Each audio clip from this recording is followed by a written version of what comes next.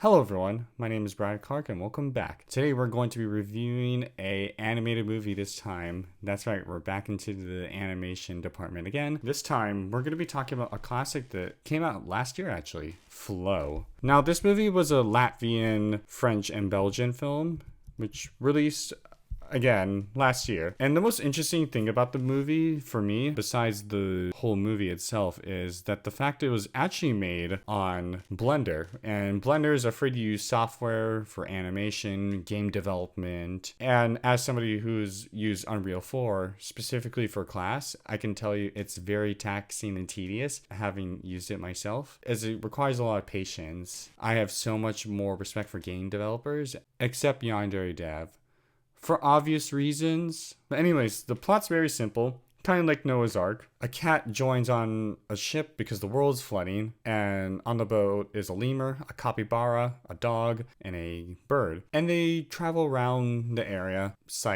encounter various situations like an old abandoned city, some dogs that were introduced in the beginning of the movie that chase the cat and is the dog's friend.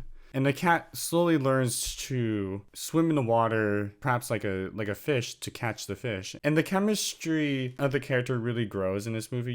You sense that they really care for each other. Despite the fact there's no dialogue, you can just feel it in the emotions in the character. The one scene that kind of interests me was the bird's death scene, as it really confused me, but looking at as I'm recording, I definitely see the phoenix symbolism of death and rebirth. So perhaps this has always been a cycle. The world floods, then it drains, and over again. I'm not an expert or a good theorizer, but that's just the way I initially saw it. In terms of the story, it's pretty simple, pretty easy, I would say. This movie is very easy to understand, as you don't have to speak any language at all to understand what's going on. So it's kind of like Mad Max Fury Road in that sense, but much more direct and to the point, and absolutely no dialogue. I think the things that interest me is that the fact it was used on Blender, as again, it's a free to use software, and the comparison I can make to this movie in terms of it being free to use software is another movie that came out, I believe in 2001, 2002, which is the first Jimmy Neutron movie. And that movie was technologically impressive too, as it was also done on a free to use software. Very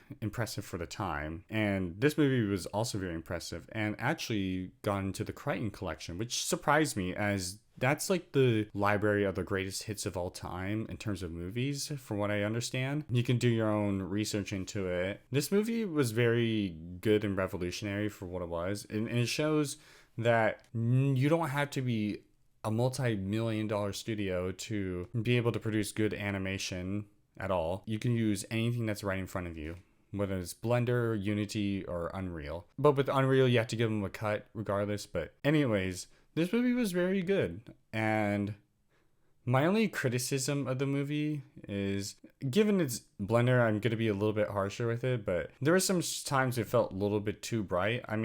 Or too dark at times. Like, I meant like in terms of like the lighting, but then again, when I watched this, I was actually on a plane ride home, so that's maybe a skill issue on my part. But like I said, this movie was very, very good. Would I say it's a masterpiece? Yeah, I would say it's a masterpiece. I don't think it's like the most amazing movie of all time, but definitely would say, for what it's worth, it's definitely a very good movie, and the plot's very easy to understand, and you grow to care a lot for the creatures that are depicted in this movie. And of course, my favorite being the cat, because, cat doing cat things and the dog doing dog things. This movie I definitely would recommend if you really like animation. I would say maybe this would be an essential animation, besides, of course, maybe something like Toy Story or The Incredibles in terms of technological prowess, or even Shrek.